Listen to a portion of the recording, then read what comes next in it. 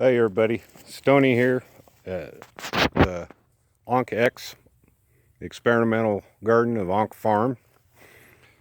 I want to take a few minutes and talk to you about hardiness zone, USDA hardiness zone, and microclimate considerations.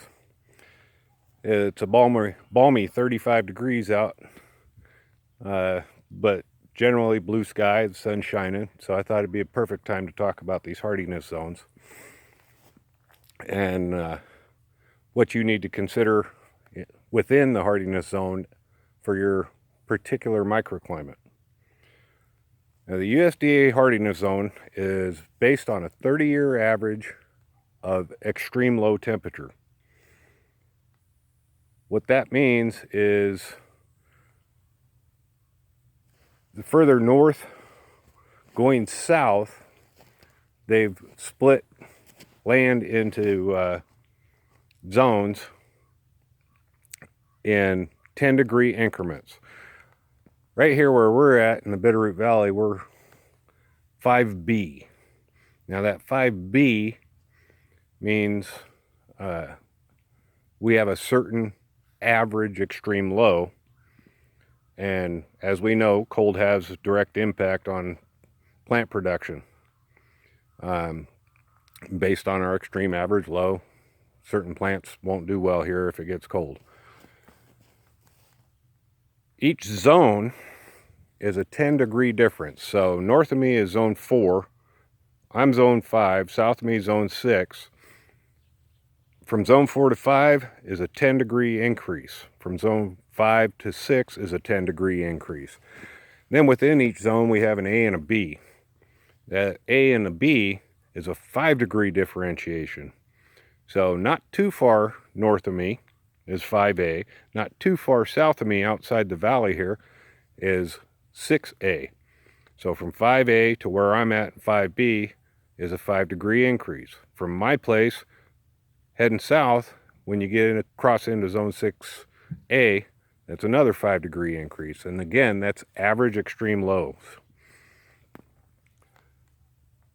When you get your seeds, when you're ordering or you're picking up packets, looking at the back of your packets, you need to look on the packet because they'll say whatever the hardiness zone is. It'll say something to the effect of down to zone 5 or down to zone 5B, which means that it's good to go here. And that's generally true. But what I want to point out to you are things called microclimates. Microclimates are within a zone area that there can be differentiations that have direct impact on plant production. You can see back there behind me the beautiful Bitterroot valleys, and that's due west of me. Well, everything that comes in out of Washington through Idaho backs up against those mountains on the far side, dumps a heck of a lot of moisture over there, comes across, we might get a little bit of moisture, but we're going to get a lot more cloud cover because it's been backing up over there and releasing slowly, so it takes longer to get across, and we're going to get a lot less of that moisture because so much of it got dumped over there in order for those clouds to make it through. What that also means is we're going to get a heck of a lot more wind because as it backs up, it's building pressure basically against the west side of those mountains, and then it comes down through those valleys. You can't see them here, but there's some pretty darn deep chasms, and it rips down through there and builds up steam, just like putting water through a hose that gets smaller and smaller. So we get a lot of wind here. Well, the problem with that is, if we can turn a little bit, I don't know if you can see it in the sun, right down there over my shoulder, you can see a ridge line. That's south of me. All right. And then we'll turn a little bit further, and way back there over the top of that pickup is another mountain range. So I'm in a little box here. While most of our weather comes from the west, a great majority of our storms come from the south. Well, when they come from the south, They hit that little ridge line south of me and they split. And great big chunks of the storm will go due east and run up that mountain range there until it gets light enough to get across it. Or it'll hug the mountains to the west of me and follow the river heading north. Which means quite often we can sit here in a storm and the only thing that we're going to get are the clouds and the wind. Any moisture that is coming out of that and the stable temperature from a storm front is going to be trapped south of us or across this field over there on the river. Where we're at, our temperature is either going to be much lower because of the winds or high because of the lack of moisture and the difference in cloud cover as that storm splits and goes right around me. Well, on the other side of that ridge, just south of me, and that's probably, I'd say 4 to 5 miles as the crow flies from where I'm standing to the top of that ridge down there where the cell phone tower is. 4 or 5 miles. Another valley on the other side of it before you get to the next ridge line. That valley down there has a whole different setup. It may not be extreme enough to put them into different zones, but it's definitely a 5-degree difference. So I could be 5B, they could be 5A, or vice versa based on precipitation. And everybody knows that good wind will lower temperature. But these are things that you have to consider within your growing zone. What particulars do you have going on?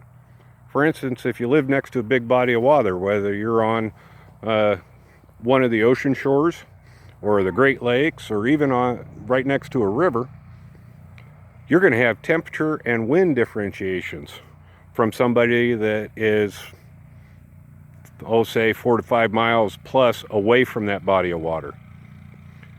A couple hours north of me, there's a place, big old lake called Flathead Lake. On the northeast side of that lake, they grow some of the world's greatest cherries. Beautiful orchards. Every year, people go there from all over the United States to get these things or order them.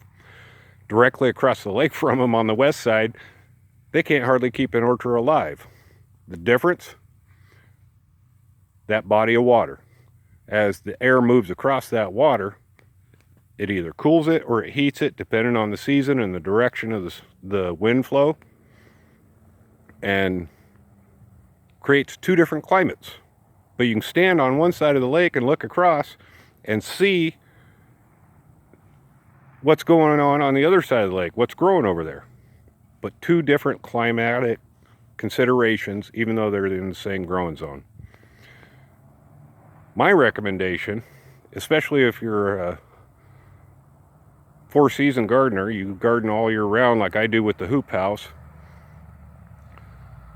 go ahead and look for seeds that are for things that you absolutely want to grow with minimum risk of losing it to weather, and drop your zone 1 full zone. I'm in 5B. I'm looking for seeds for those things that I live on, like broccoli. I'm looking for seeds that are hardy down to zone 4B. That way I don't have a problem with it. I might have to put a little bit more water on it when it gets hot than a 5B or even a 6A seed, but that's okay. It'll survive cold snaps.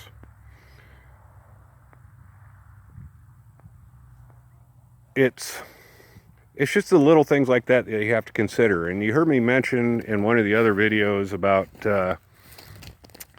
there's a lot of good people out there that give great information. Almost none of them will tell you about microclimate consideration. There's a fellow out in Maine. I'm not going to say who it is yet, but I admire him. I love his work. I follow him religiously and use his ideas. But he's in Maine. A lot of the things that he brings up are good things, but they're impacted by zone. Now you look where I'm at and you look where he is at, and it looks like we're on the same latitude, But he's actually a zone and a half lower than I am, or higher. And he has completely different climate considerations because he has coastal plain between him and the water. Well, I've got mountains.